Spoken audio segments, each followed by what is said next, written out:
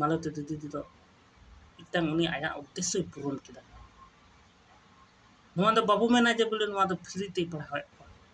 नवा दो उन्नी आया उद्देश्य आया कर्तव्य निभाव किया जे बोले इन ची किया तो नवा जिन ची अकादा नवा दो इन हो आरोट इन पसनावा का ची कते ची लाभ जोर दी गति को हेरन में यूट्यूब चैनल रे पे सनम कुछ सगुन रामे या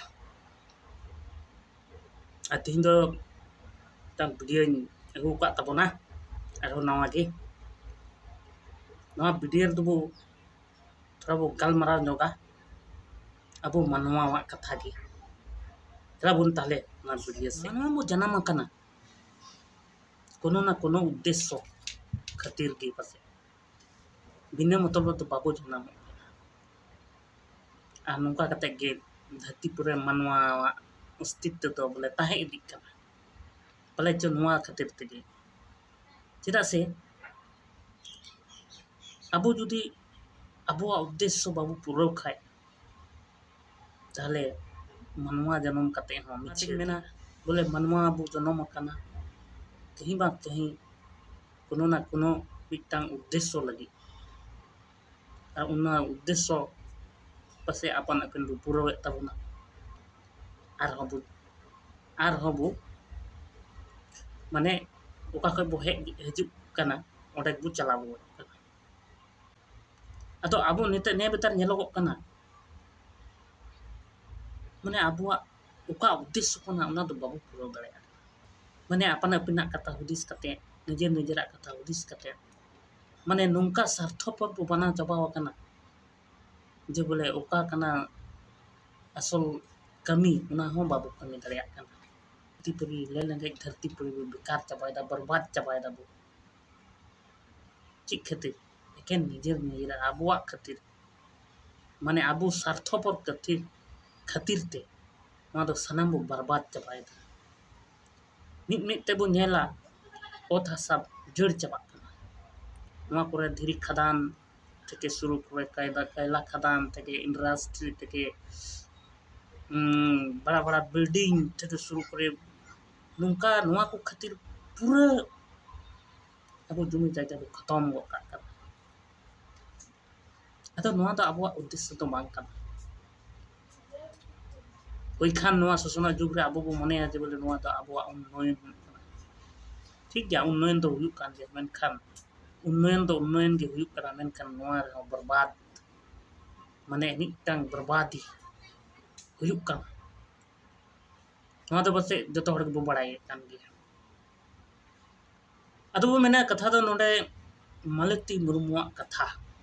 जहां दो पुरुलिया जिला रेन मिन मचार बहु कुड़ी सितिल दो जहां दो कोई दिन को सोशल मीडिया रे पूरे वायरल कना कथा दो नवा गे हाड़ा रे दो जे मिटांग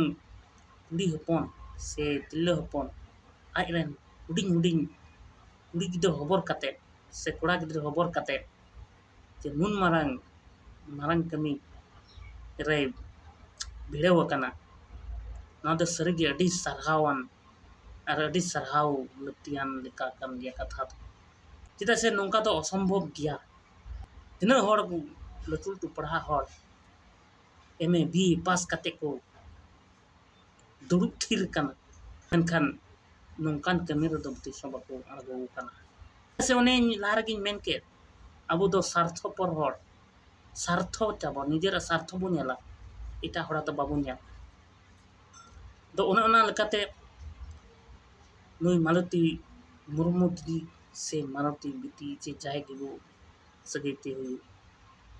दो अडी मारंग मिटांग ये उदुआ बोना आईनाय उदुआ बोना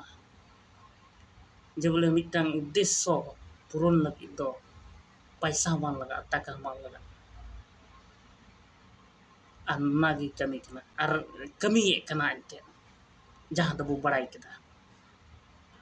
अदो नवा तो खाली उनी मत तो बांग जुदी अब हो नोका गे नई लेका बो कुरुमुटोय तबे खान होयतो ᱱᱚᱣᱟ ᱢᱩᱨᱩᱠ ᱫᱚᱥᱟ ᱫᱚ ᱥᱮᱫ ᱵᱚ ᱞᱟᱜᱟᱭᱟ ᱢᱮᱱᱠᱷᱟᱱ ᱱᱮᱛᱟᱨ ᱫᱚ ᱚᱱᱮ ᱵᱚ ᱢᱮᱱ ᱠᱮᱫ ᱞᱮᱠᱟ ᱮᱠᱮᱱ ᱥᱟᱨᱛᱷᱚᱯᱚᱨ ᱦᱚᱲ ᱢᱮᱱᱟᱜ ᱵᱚᱱᱟ ᱚᱠᱚᱭ ᱱᱚᱝᱠᱟ ᱫᱚ ᱠᱟᱹᱢᱤᱭᱟ ᱡᱟᱦᱟᱸ ᱞᱮᱠᱟ ᱠᱟᱛᱮᱫ ᱜᱮ ᱵᱤᱱ ᱯᱚᱭᱥᱟ ᱛᱮ ᱯᱟᱲᱦᱟᱣᱮᱫ ᱠᱚᱣᱟ ᱟᱫᱚ उनिया सोच और विचार माने चिदा मुरुक दोसार गिद्रा को तहना तो इन नोवा गिन मेना बोले अब हो जते उनका गे तिना पढ़ा हड़ मेना बन अवसर टाइम रे नौका गे दुड़ुब लको खाए पाले जो माने सिकनत रिया मार्शल डहार दो से बो नेल दाराम के दिया मेनखान अकोय नोवा रे मन दो लगाव तिने गान मने लगाव नितार मा ने बो मेना बोले ची ᱧᱟᱢᱚᱜᱼᱟ अदो ओना गी लहा रे मेन किदा बोले आबोआ उद्देश्य तो चिक कान ता आबोआ उद्देश्य तो चिक खातिर ते आबो नोवा बो धरती पर बो जन्म काना खाली जम और इज लगी बस नेगी और हरक बांदे मा और हड़ लहा लहाते लटिक बड़ाय निये लगी तो बो जन्म काना और निजे परिवार नेल कुम बस निये गी मेनखान नोवा दो बसे आबोआ उद्देश्य तो बांग काना उद्देश्य तो मनमिया भलाई कमी कान गया मारांग उद्देश्य तो अब से जो हड़ा कान गया नोवा दो अदो ओना तेन मेना नुई मालती दीदी दो इतंग उनी आया उद्देश्य पूर्ण किदा नोवा दो बाबू मेना जे बोले नोवा दो फ्री ते पढ़ावे नोवा दो उनी आया उद्देश्य आया कर्तव्य निभाव किदा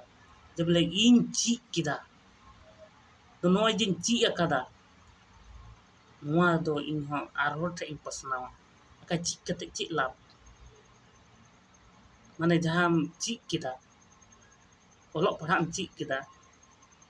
आ ची कते जदी उना आरो बाम पसनावा तो ची फायदा ची कते है कोनो फायदा तो बांग हुई तो पसे उनका लका की नोई मालती दीदी दो आया माने नकाय बुझो नाम किदा जे बोले नोवा दो रि जरूरी kana खाली ची दो कते दो चे बड़ाई खाय दम चिदा बाम पसनावा आदो नोंका कते की उतनाव डहार तो बो नेल दाड़ेया मेनखान नेतारा हालात तो बुझो कान गया स्वार्थपर दुनिया रे स्वार्थपर हड़ जीव दो आय आय लगी गुजु आय अवड़ी की तो नोवा कथा मेन कते की तिना वीडियो दो लगी मुचुक के ताबुना यदि वीडियो मत पे बुझो का खाय तो लाइक पे सब्सक्राइब पे और उनी अबुरेन मालती दीदी लगी तो साराव ताहेन